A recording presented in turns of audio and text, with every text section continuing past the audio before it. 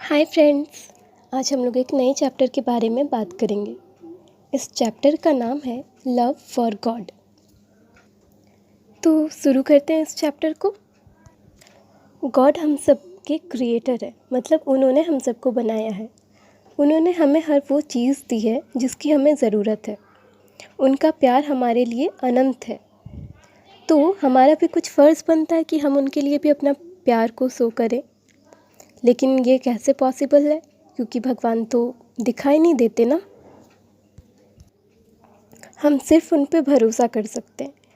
तो हम भगवान के प्रति अपने प्यार को उनसे प्रार्थना करके दिखा सकते हैं। सबके प्यार दिखाने का तरीका अलग अलग होता है। जैसे जो बहुत ज़्यादा रिच और वेल्दी पीपल होते हैं, वो लोग अपने प्यार को अलग अलग टेम्पल्स या मस्जिद, गुरुद्वारा, चर्च, ये सब बनवा करके दिखाते हैं। वहीं कुछ लोग मंदिरों में जा कर के दान करते हैं। कुछ लोग ऐसे भी हैं जो कुछ एक सर्टेन एज होने के बाद अपने घर को छोड़ के जंगल में जाते हैं, वहाँ पे जाके तपस्या करते हैं, मेडिटेशन करते हैं, और वो लोग एक मॉन्क की लाइफ जीते हैं, जैसे लाइक साधु, प्रिस्ट, पुजारी, इन सब की तरह। लेकिन हर एक इंसान ये नहीं कर सकता है। तो अब बात ये है कि कैसे हम लोग कोई आम इंसान अपने प्यार को शो करें। तो वो अपने प्यार को किसी दूसरे इंसान के प्रति प्यार दिखाकर भगवान के प्रति अपने प्यार को शो कर सकता है। सीधे शब्दों में कहें तो अगर भगवान को खुश करना है तो अपने आसपास के लोगों से प्यार कीजिए। वो चाहे इंसान हो सकते हैं, पशु पक्षी हो सकते हैं, आपका इन्वायरमेंट हो सकता है। हम लोग भगवान को नहीं देख सकते, लेकिन हमारे आसपास जो भी इंसान है उनको तो देख सकते हैं। तो उनको खुश करके हम डायरेक्टली भगवान को खुश कर सकते हैं। मैं अभी आपको एक लेडी सुनीता के बारे में बताऊंगी। आपको मुझे इसके एंड में बताना है कि क्या वो सचमुच में एक भक्त है या नहीं है। तो इनके बारे में मैं शुरू करती हूँ। सुनीता भगवान की बहुत बड़ी पुजारन थी। वो हर रोज़ सुबह सुबह उठ जाती थी, पहले जा कर के अपना फ्रेश होती थी, गार्डन से फ्लावर्स तोड़ती थी, उनकी मालाएं बनाती थी, फिर प्रसाद तैयार करती थी, मंदिर जाती थी, दिया जलाती थी, और फिर मंत्र, प्रेयर, ये सब हाथ जोड़ करके भगवान के सामने अपनी मनोकामनाएं मांगती थी, उनकी पूजा करती थी, और फिर पूरे घर में जल को छिड़कती थी। ये उसका डेली का एक्टिविटी था। लेकिन उसके बच्चे खुद ब खुद तैयार होते थे। स्कूल में वो लोग जनरली गंदे कपड़े पहन के जाते थे और हमेशा ही लेट हो जाते थे। वो अपनी पढ़ाई में भी काफ़ी ज़्यादा कमज़ोर थे, खेल कूद में भी पीछे थे। तो अब आप बताइए मुझे, आपके हिसाब से क्या लगता है, सुनीता वाकई में एक सच्ची पुजारन थी? क्या कोई सिर्फ भगवान की आराधना करके एक अच्छा भक्त बन सकता है, यदि वो अपने आसपास के, यहाँ तक कि अपने बच्चों को ही नज़रअंदाज करना शुरू कर दे तो? मेरे हिसाब से तो बिल्कुल नहीं।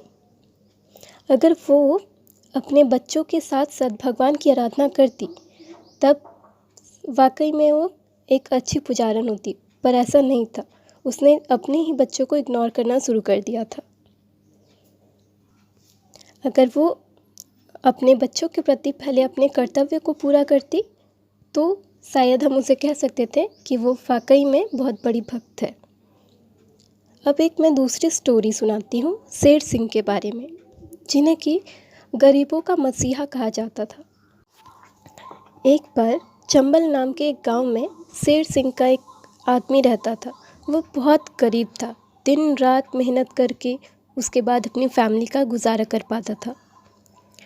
उससे उसके लैंडलॉर्ड्स, ज़मींदार बहुत ज़्यादा टॉर्चर करते थे,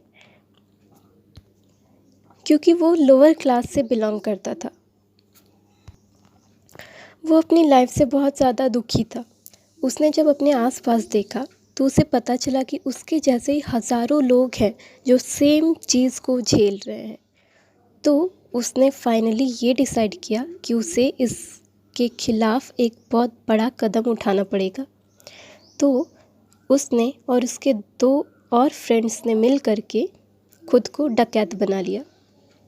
उन तीनों का एक ही काम होता था कि पूरे दिन वो लोग अमीरों की बस्ती में जा कर के लूटपाट करते थे और रात में सारी लूटी हुई चीज़ों को गरीब लोगों में बांट देते थे। वो ये नहीं देखता था कि वो आखिर किस कास्ट से बिलोंग कर रहा है या वो क्या काम करता है, वो बस सारे गरीब लोगों के बीच में उन सारी चीज़ों को बांट दिया करता था।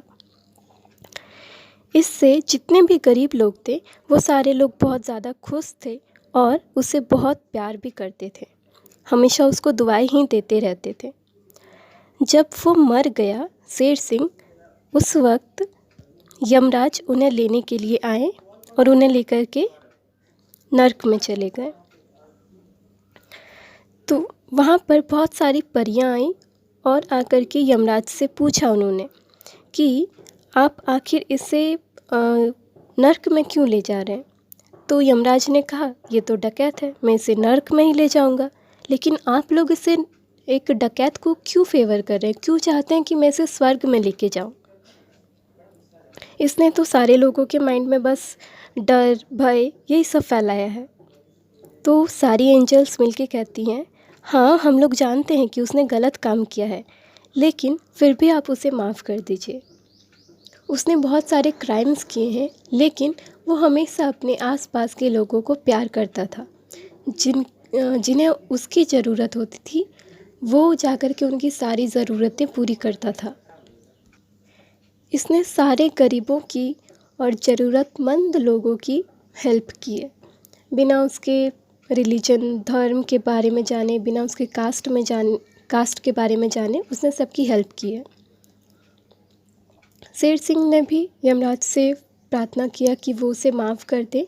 तब फाइनली यमराज ने कहा, दूसरों का पैसा लूटना ये बहुत बड़ा क्राइम है, लेकिन तुम एक बहुत अच्छे इंसान भी हो, तुमने गरीबों की मदद की है, इसलिए मैं तुम्हें कुछ रिवॉर्ड भी दूंगा।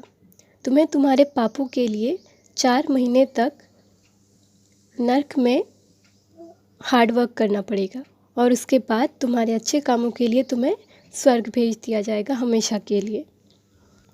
सो चिल्ड्रन, क्या पता चलता है हमें इससे? इस स्टोरी से हमें ये पता चलता है कि भगवान सारी चीज़ों को खुद देखते हैं। वो हमें हमारे अच्छे और बुरे कामों के लिए खुद ही अवार्ड या पनिशमेंट देते हैं। हमें अपने कर्म पे ध्यान देना चाहिए।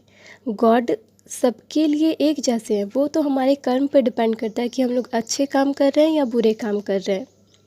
भगवान पे भरोसा रखना चाहिए और अगर हमने कभी कोई गलती की है तो हमें उसके लिए क्षमा भी मांग लेनी चाहिए। अब इस चैप्टर से रिलेटेड कुछ क्वेश्चन आंसर को भी मैं करवा रही हूँ।